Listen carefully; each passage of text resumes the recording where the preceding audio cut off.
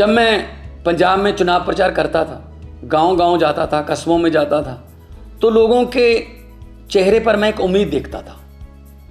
लोगों की आंखों में एक उम्मीद मुझे नज़र आती थी कि शायद कोई आएगा जो हमें भ्रष्टाचार की इस दलदल से बचाएगा। जब मेरा नाम मुख्यमंत्री के लिए अनाउंस किया गया, तब भी मुझे अरविंद केजरीवाल जी ने कहा था कि भगवंत जो मर्जी हो जाए, हमने भ्रष्टाचार बर्दाश्त नहीं करना।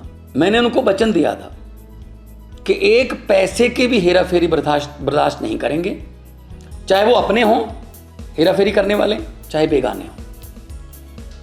इसी सिलसिले में मेरे ध्यान में एक केस आया कि मेरी सरकार का, पंजाब सरकार का कैबिनेट मंत्री अपने डिपार्टमेंट में टेंडर और बाकी खरीदो फरोख्त में से 1% कमीशन मांग रहा था। तो मैंने उसको गंभीरता से लिया।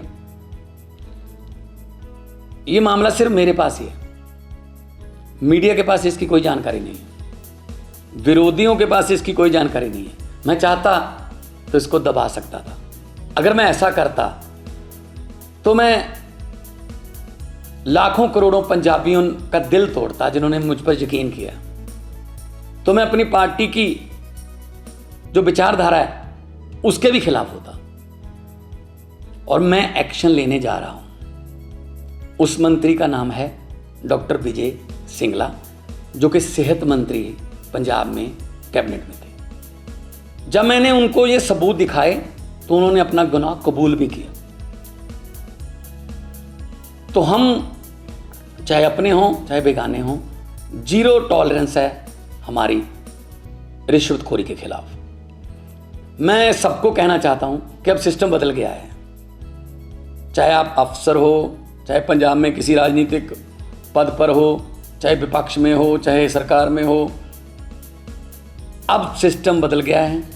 अब 1 रुपए की भी हेरा फेरी नहीं चलेगी। हम 1%, लोगों का 1% पैसा भी बचाएंगे। लोगों की जेबों पर डाका नहीं डलने देंगे। और ये इतिहास में दूसरी बार हो रहा है। 75 साल इतिहास हो गया देश का, आज़ादी को बाद 75 साल हो गए। ये दूसरी बार हो रहा है इतिहास में।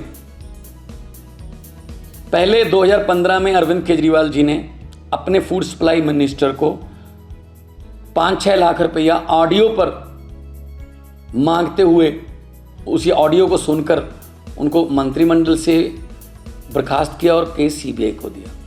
और आज पंजाब सरकार ये फैसला लेने जा रही है।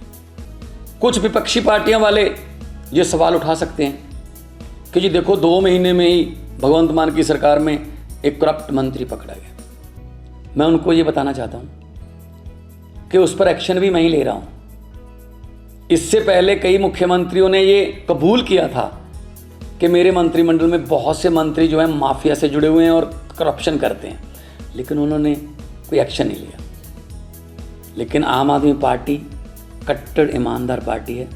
हम अपने मंत्री पर सख्त एक्शन ले रहे हैं और पुलिस का मामला भी, पुलिस को उसके खिलाफ कार्रवाई करने के निर्देश भी दे रहे हैं। बहुत से लोग ऐसे हैं जिनके दिमाग में ये धारणा है कि ये करप्शन का ताना बाना बहुत बड़ा है, ये टूट नहीं पाएगा, ये करप्शन ऐसी चलती रहेगी। बिल्कुल भी ऐसा नहीं है। अगर नीयत सच्ची हो सब कुछ हो सकता है।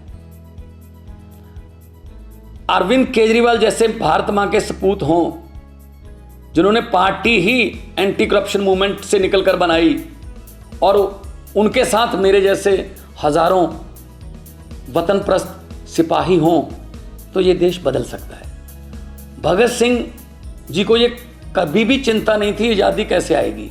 उनको चिंता ये थी कि आज़ादी के बाद देश कौन से हाथों में जाएगा, कहीं फिर तो नहीं लूट मचेगी।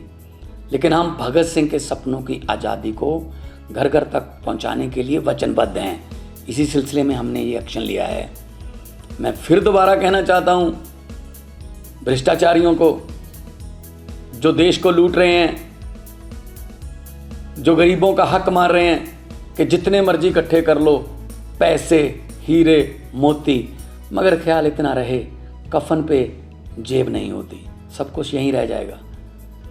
तो करप्शन फ्री कंट्री बनाना अरविंद केजरीवाल जी का सपना है और देश को आगे बढ़ाना उनके सभी हजारों लाखों की गिनती में सिपाहियों का सपना है। इनकलाब जिंदाबाद।